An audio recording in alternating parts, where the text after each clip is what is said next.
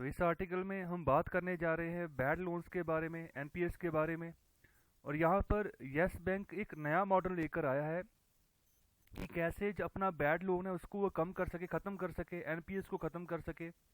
तो इसी मॉडल को यहाँ पर कहा गया है कि जो पब्लिक सेक्टर बैंक्स हैं, जो सरकारी बैंक हैं यहाँ पर, जो भारत सरकार के अधीन काम करते हैं, तो वो भी यहाँ से कुछ सीख सकते हैं, इस मॉडल को फॉलो कर सकते हैं। और जो इनके पास बैड लोन्स का भंडार भरा पड़ा है उसको वो ख़त्म कर सकते हैं, कम कर सकते हैं। तो यहाँ पर स्टार्टिंग में बात करते हैं कि बैड लोन क्या होता है या एनपीए क्या होता है। देखिए, बैड लोन का मतलब होता है अगर किसी बैंक ने किसी किसी भी एंटाइटी को, किसी भी इंस्टीट्यूशन को या किसी भी पर्सन को यहाँ पर लोन दिया है और वो लोन समय से वापस नहीं आया, ना ही उसकी इंटरेस्ट की अब किस्तें आ रही हैं, ओके, तो ऐसे सभी लोन्स जो है उनको बैड लोन घोषित कर दिया जाता है कुछ समय बाद। तो वैसे ही अगर बात करें जो पब्लिक सेक्टर बैंक्स हैं, तो इनके पास काफ़ी रुपया है जो यहाँ पर बैड लोन जो है घोषित हो चुका है। जो पैसा इन्होंने वापस दिया था कर्जे के रूप में वो वापस नहीं आ पाया, और जो कोलेटरल भी रखा था उसके किसी भी पैसे के लोन के फलस्वरूप जो यहाँ पर कोलेटरल रखा जाता है, जो एसेट्स रखे जाते हैं, उनकी भी वैल्यू वो नहीं बाद में मिलती नीलामी में, जितनी यहाँ पर एक्चुअल पैसा ऑलरेडी दे दिया होता है उन्होंने लोन के रूप में। जिसकी वजह से बैंक जो है ना वो घाटे की ओर चल पड़ता है, बैड लोन बन जाते हैं, वो नॉन परफॉर्मिंग एसेट हो जाते हैं। मतलब वो एसेट्स ऐसे हो जाते हैं जिनसे किसी तरह का भी रेवेन्यू नहीं आ रहा, तो इसीलिए हम इसको नॉन परफॉर्मिंग एसेट बोल देते हैं। तो यहाँ पर यस बैंक, ये भी अगर लॉकडाउन की बात करें तो इसकी भी कंडीशन यही हो चुकी थी, ये भी दिवालिया हो चुके था। तो इसके भी जो जितने एसेट्स थे यहाँ पर वो भी नॉन परफॉर्मिंग एसेट बन चुके थे। तो यहाँ पर सिचुएशन ऐसी थी कि लिक्विडिटी पूरी तरह से यहाँ पर ख़त्म हो चुकी थी यस बैंक में। अगर कोई कस्टमर यहाँ पर अपने ही पैसे निकालने गया था तो जितनी वो लिमिट मांग रहा था उससे आधे से भी कम पैसे जो थे यस बैंक जो था प्रोवाइड कर रहा था अपने कस्टमर को, क्योंकि लिक्विडिटी ख़त्म हो गई। उसका ख़त्म होने का कारण यही है कि लोन के रूप में पैसा ज़्यादा दे दिया, वो पैसा वापस आया नहीं, और जब पैसा ही वापस नहीं आया तो लिक्विडिटी तो ख़त्म होगी पैसे की। तो तभी जब कस्टमर अपना पैसा लेने जाएगा तो उसको उतना पैसा मिल ही नहीं रहा। तो ये सिचुएशन बन गई थी लॉकडाउन में।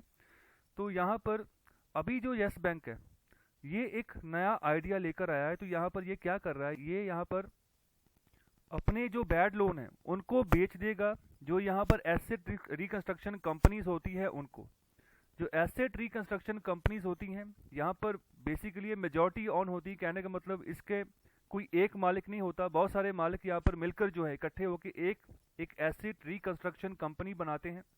तो एसेट का मतलब है वही पैसा जो गया, ओके, तो यहाँ पर उसको रिकंस्ट्रक्ट करना है, तो उसको रिकंस्ट्रक्ट करके दोबारा से उस पैसे को रिकवर करते हैं ये, ओके। जो भी यहाँ पर बैंक के द्वारा पैसा यहाँ पर बैड लोन के जरिए पैसा जो बैंक खो चुका है तो उसको रिकवर करते हैं ये।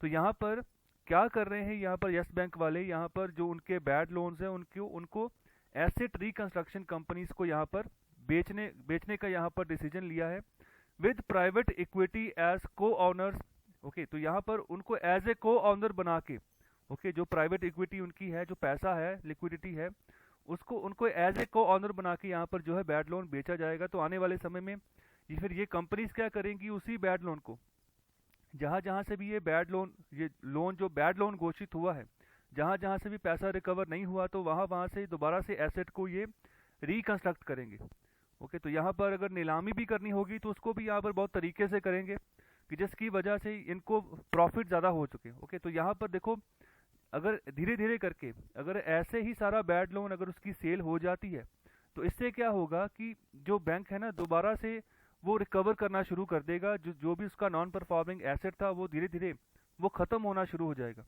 ओके। तो यहाँ पर जितना भी बर्डन था किसी बैंक के ऊपर वो यहाँ पर ख़त्म होगा धीरे धीरे। जब दोबारा से बैंक अपनी नॉर्मल सिचुएशन में आएगा, दोबारा से यहाँ पर लैंडिंग की प्रक्रिया शुरू करेगा, दोबारा से डिपॉजिट लेने शुरू करेगा कस्टमर से, तो दोबारा से अपने प्रॉफिट में जो है ना वो आ सकता है बैंक। और जो गलतियाँ पीछे हो चुकी हैं वो गलतियों को अगर सुधारेगा तो वो दोबारा से प्रॉफिट में रहेगा। तो यहाँ पर देखो, यहाँ पर कह सकते हैं कि एक तरह से रोल मॉडल के रूप में ये जो है आगे बनकर आ सकता है यस बैंक। किनके लिए, जो पब्लिक सेक्टर बैंक है, जो सरकारी बैंक है। तो यहाँ पर जो सरकारी बैंक है ना वहाँ पर तो बहुत ही बुरी हालत है। तो वहाँ पर इतनी बुरी हालत है इसीलिए जो सरकारी बैंक है, एक सरकारी बैंक को दूसरे सरकारी बैंकों में मर्ज किया जा रहा है लगातार। तो उनको मर्ज करने का यहाँ पर मुद्दा यही है कि जो छोटे सरकारी बैंक हैं वो कहीं दिवालिया ना हो जाएं, उनकी लिक्विडिटी ख़त्म ना हो जाए, तो इससे पहले ही उनको बड़े सरकारी बैंकों में मर्ज कर दिया जा रहा है। तो भारत सरकार अभी मर्ज कर रही है, लेकिन मर्जिंग का जो कंसेप्ट है ये बाद में आया था। लेकिन उससे पहले क्या था, भारत सरकार खुद से जो लोगों की जो टैक्स पे मनी है उसी को यहाँ पर बैंकों को दे रही थी, प्रोवाइड कर देती थी कि आपके जो एनपीएस है, जितना भी आपको यहाँ पर एनपीए है 2.5 लाख करोड़ 3 लाख करोड़, वो सरकार देगी। फिर भी बात नहीं बनती थी। ओके, फिर भी एनपीएस का ढेर इतना ज़्यादा था कि 2.5-3 लाख करोड़ से कोई बात नहीं बन रही थी। तो इसीलिए सरकार यहाँ पर मर्जिंग करनी शुरू कर दी सरकार ने। अगर ये मर्जिंग भी आगे फेल होती है तो फिर सरकारी बैंकिंग सिस्टम फेल होगा और इनको दोबारा से हो सकता है कि प्राइवेटाइज किया जाए और प्राइवेट हाथों में इनको सौंप दिया जाए। तो भारत सरकार भी अभी जो है जितने हमारे सरकारी कमर्शियल बैंक हैं, भारत सरकार चाह रही है कि आने वाले समय में सिर्फ 5 ही सरकारी बैंक रहें। ओके, तो बाकी के सभी को जो है यहाँ पर मर्ज कर दिया जाएगा बड़े बैंकों में। तो देखो, इकोनॉमी को अगर रिवाइवल करना है ना, तो यहाँ पर जो बैंकिंग सिस्टम है उसको सही करना बहुत ज़रूरी है। क्योंकि बैंक यहाँ पर लैंडिंग करता है, पैसा ब्याज पे देता है, तो तभी जो है जिसने लोन लिया है फिर आगे इन्वेस्टमेंट करता है, फिर नया कैपिटल फॉर्म होता है, जब कोई मशीनरी लग रही है या फिर कोई इंफ्रास्ट्रक्चर खड़ा हो रहा है, तो वो इकोनॉमी को कुछ ना कुछ देगा, इकोनॉमी जो है आगे बढ़ेगी इस तरीके से। तो यहाँ पर जो प्रॉब्लम हो चुकी है, ये सिस्टम जो पूरी तरह से यहाँ पर टूट चुका है, तो उसको यहाँ पर इंटरवीन करना होगा और तभी जो है हमें यहाँ पर इकोनॉमिक रिवाइवल जो है देखने को मिलेगा आने वाले समय में। तो यहाँ पर जो पीएसबीज हैं, पब्लिक सेक्टर बैंक्स हैं, तो इनको यहाँ पर इकट्ठे होकर आगे आना चाहिए। जो एआरसीज हैं इनको यहाँ पर स्पॉन्सर करना चाहिए। तो यस बैंक क्या कर रहा है, इनको यहाँ पर को ऑनर्स बना रहा है। जो यहाँ पर एआरसीज हैं, जो एसेट रिकंस्ट्रक्शन कंपनीज हैं, इनको यहाँ पर को ऑनर बना के इनको यहाँ पर वो सेल कर रहा है जो बैड लोन्स की, कि आपकी जिम्मेदारी है बैड लोन्स को आप संभालो। ओके, तो यहाँ पर खुद जो है यहाँ पर थोड़ा सा रिलैक्स कर रहा है। तो वैसे ही पब्लिक सेक्टर बैंक से इनके पास भी बहुत सारा ढेरों सारा इनके पास एनपीए इकट्ठा हुआ है। तो ये भी जो है यहाँ पर एआरसीज को स्पॉन्सर करके जो है अपने आप का जो यह बर्डन है इसको कम कर सकते हैं। तो यहाँ पर एक सेंस बनता है कि यहाँ पर अगर हम रेजोल्यूशन की बात करें तो उनको अगर बैड लोन्स को हमने ख़त्म करना है किसी रेजोल्यूशन को लेकर, किसी रिफॉर्म को लेकर, तो उसमें बहुत समय लगेगा। तो वहाँ पर समय यहाँ पर ख़राब करने की बजाय आपको यहाँ पर चाहिए कि आप दूसरा तरीका भी अपनाएं। जैसे यहाँ पर यस बैंक आइडिया लेकर आ रहा है, तो यहाँ पर जितने भी तरह के बैड लोन्स हैं उनको यहाँ पर ख़त्म किया जा सकता है आने वाले समय में। जो भी यहाँ पर जो एसेट्स बैंक्स के पास हैं बैड लोन्स के प्रति, तो उनको यहाँ पर सही तरीके से आने वाले समय में यूटिलाइज किया जा सकता है, सही तरीके से इनकी नीलामी हो सकती है, जिसकी वजह से बैंकों को भी यहाँ पर सही जो है आने वाले समय में जो नुकसान हो रहा है वो यहाँ पर ख़त्म हो। तो आगे यहाँ पर यही बात कर रहे हैं कि जो एसेट कंस्ट्रक्शन कंपनीज हैं, तो उनकी जो कलेक्टिव ऑनरशिप है, जो यहाँ पर बहुमल्कियत है इनकी, तो ये बैंकों को यहाँ पर इंश्योर करेगी कि जो भी यहाँ पर उनके एसेट्स का रेजोल्यूशन होगा, तो यहाँ पर जो भी बैड लोन यहाँ पर हो चुका है उससे आने वाले समय में प्रॉफिट जो है गेन हो यहाँ पर किसी न किसी तरीके से। तो यहाँ पर यही इनकी जिम्मेदारी रहती है, यही ये चीज़ इंश्योर करके ये चलते हैं। तो यहाँ पर आने वाले समय में अगर हम बात करें एसेट रिकंस्ट्रक्शन कंपनीज की, तो यहाँ पर ये बैंकों को ना एक तरह से मदद करेंगे, सहायता प्रोवाइड करेंगे। कि बैंक क्या करते हैं कि अपने एनपीएस को यहाँ पर डिस्काउंट में बेचना शुरू कर देते हैं, जो भी इनका एसेट्स होता है। ओके, तो यहाँ पर उससे जो यहाँ पर बैंकों को लॉस होता है उससे भी बचेंगे ये। तो यहाँ पर बैंकर्स का ये भी फियर होता है कि यहाँ पर कि जो एनफोर्समेंट एजेंसीज हैं कि जो उनके जो बैड लोन्स हो उनको यहाँ पर सस्ता यहाँ पर ना बेच दे। ओके, तो यहाँ पर ये भी डर जो यहाँ पर रहता है, तो इस डर को भी यहाँ पर जो है ख़त्म किया जा सकता है। तो यहाँ पर अगर इस डर को ख़त्म करना है तो इसके लिए यहाँ पर एक अच्छी वैल्यूएशन चाहिए कि सही मायने में जो भी बैड लोन है उसकी एक्चुअल वैल्यू क्या निकलती है मार्केट के हिसाब से। तो यहाँ पर उसको रिव्यू करने के लिए हमें एक इंडिपेंडेंट बॉडी चाहिए जो यहाँ पर पूरी तरह से यहाँ पर डिटेल में चेकिंग करे कि बैड लोन की एक्चुअल वैल्यू क्या निकलती है। तो यहाँ पर कुछ लंबा ऑपरेशन ये चल सकता है, क्योंकि अगर किसी भी चीज़ की वैल्यूएशन करनी हो ना, तो अगर बैड लोन काफ़ी बड़ा है 1 लाख करोड़ 2 लाख करोड़, तो उसकी वैल्यूएशन करने में फिर समय भी लगता है। यहाँ पर एक एग्जांपल आगे ली गई कि यहाँ पर ऐसा सब कुछ हो चुका है यूएस में 1988 में, जो कि जब यहाँ पर फर्स्ट बैड बैंक एक्सपेरिमेंट हुआ था, तो यहाँ पर उसको दोबारा से रिवाइवल उसका हुआ था बहुत अच्छे तरीके से और वो सक्सेसफुल रहा था।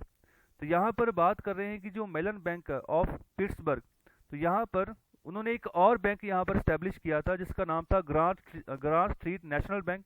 तो यहाँ पर उसको यहाँ पर कहा गया कि वो बैड लोन्स खरीदे और जो है इसका जो भी प्रॉब्लम है उसको ख़त्म करे।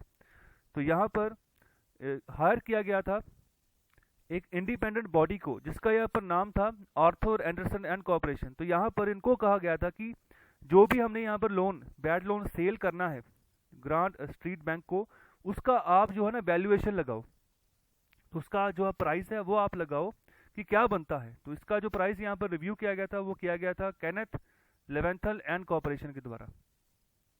और आर्टिकल के आखिर में यही बात कर रहे हैं कि अगर हमारे पास कोई ओवरसाइट कमेटी होगी यहाँ पर जो भी बैंकर्स को यहाँ पर सपोर्ट प्रोवाइड करे, तो यहाँ पर जो भी डिसीजन यहाँ पर लिए जाते हैं बैंकर्स के द्वारा, तो उनको यहाँ पर देखने के लिए कि अब सही भी है या नहीं, क्या जो बैड लोन्स हैं उनको ऐसे ही तो नहीं बेचा जा रहा किसी की यहाँ पर मिली भुगत से, यहाँ पर जिसकी वजह से बैंकों को और नुकसान हो जाए। तो यहाँ पर इंडियन बैंक जो है यहाँ पर इनको जल्दी यहाँ पर एक्ट करना होगा, अपने जितने भी बैड लोन्स हैं उनको अनबर्डन करने के लिए, उनको ख़त्म करने के लिए। तो यहाँ पर वो ARCs को यहाँ पर अपने बैड लोन जो है वो बेच सकते हैं। तो यहाँ पर कंपटीशन ज़्यादा होगा, तो यहाँ पर ये अच्छी बात है। तो यहाँ पर दूसरी बात ये भी कर रहे हैं कि जो बॉन्ड मार्केट है, तो यहाँ पर इसको भी हमें सही करना है, ये भी यहाँ पर इंश्योर करेगी कि जो भी यहाँ पर बड़े और लंबे समय के जो प्रोजेक्ट भारत में चल रहे हैं, तो यहाँ पर उनको भी फंडिंग जो है ना, फाइनेंस जो है वो समय सहते जो है मिलता रहे, ताकि कि प्रोजेक्ट्स में डिले ना आए और प्रोजेक्ट्स की जो टोटल कॉस्ट है ना वो ना इंक्रीज हो आने वाले समय में। तो यहाँ पर ये पूरा आर्टिकल बेसिकली यही एक आइडिया लेकर आया है कि कैसे जो ARCs हैं उनको यहाँ पर को ऑनर बना के जो है अपना जो बैड लोन है उसको बेच दिया, और धीरे धीरे जो है जिस बैंक के पास ज़्यादा बैड लोन है धीरे धीरे वो रिकवर करे, दोबारा से यहाँ पर डिपॉजिट आने उसके बाद शुरू हो, दोबारा से वो लैंडिंग के लिए पैसे दे और सही तरीके से काम करे, जो गलतियाँ पहले हो चुकी थी उसको दोबारा यहाँ पर ना दोहराए और बैंक जो है ना दोबारा से रीसाउंड होकर जो है वापस निकले।